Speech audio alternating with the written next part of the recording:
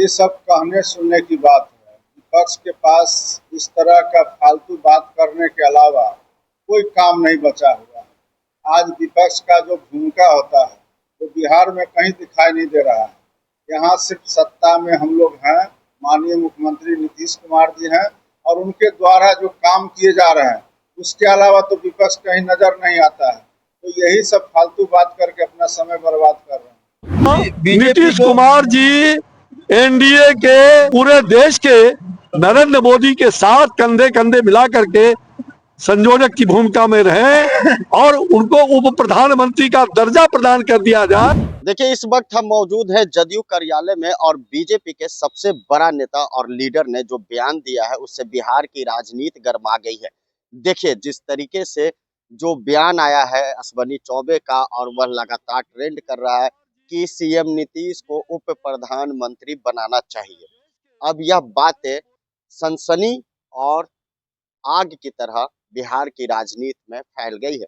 इस वक्त हम जदयू कार्यालय में मौजूद है। कई लोगों से मेरी बातें हुई, ऑन कैमरा तो नहीं, लेकिन उन्होंने साफ तौर से कह दिया कि सीएम नीतीश 2025 में मुख्यमंत्री बनेंगे। उन्हीं के फेस से चुनाव लड़ा जा रहा है। एनडीए के साथ मजबूती से सीएम नीतीश कुमार है।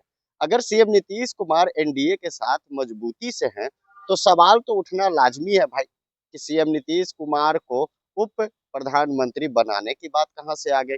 तमाम तरह की चर्चाएं होने लगी। क्या 2025 में बिहार का मुख्यमंत्री कोई और होगा?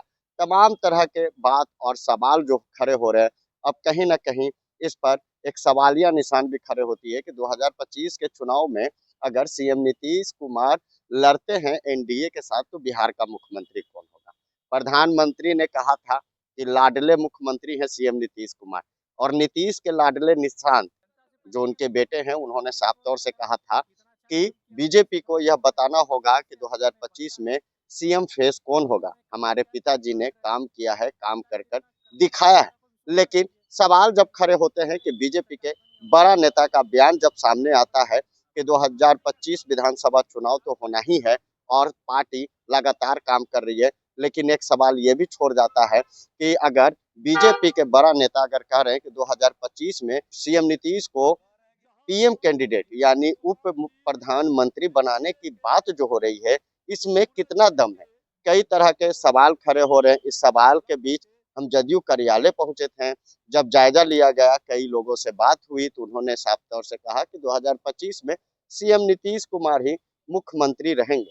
अब देखना होगा कि जिस तरीके से बीजेपी के बड़े नेता ने बयान जो दिया है, उस बयान के बाद अब क्या कुछ निकल कर सामने आएगा, क्या हकीकत है कि 2025 में सीएम नीतीश कुमार ही मुख्यमंत्री के गद्दी पर रहेंगे, या जो बीजेपी का जो एक बयान जो सामने आया है कि उप प्रधानमंत्री बनाया जाए। अब आने वाला वक्त ही बताएगा कि एनडीए की तरफ से सीएम फेस कौन होगा।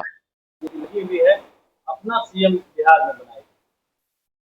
ये सब कहने सुनने की बात है। विपक्ष के पास इस तरह का फालतू बात करने के अलावा कोई काम नहीं बचा हुआ है। आज विपक्ष का जो भूमिका होता है वो बिहार में कहीं दिखाई नहीं दे रहा है।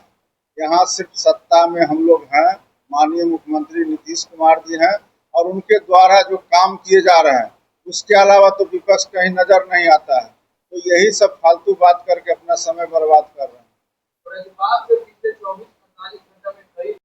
प्रधानमंत्री बना देना चाहिए, राज्य का भी इससे विकास होगा और देश का भी। ये तो उनका अपना निजी विचार है और इस पर हम लोग को विस्तार से कुछ कहने की आवश्यकता नहीं है। आज की तारीख में बिहार की जरूरत माननीय नीतीश कुमार जी हैं और बिहार के सबसे अच्छे सेवक हैं।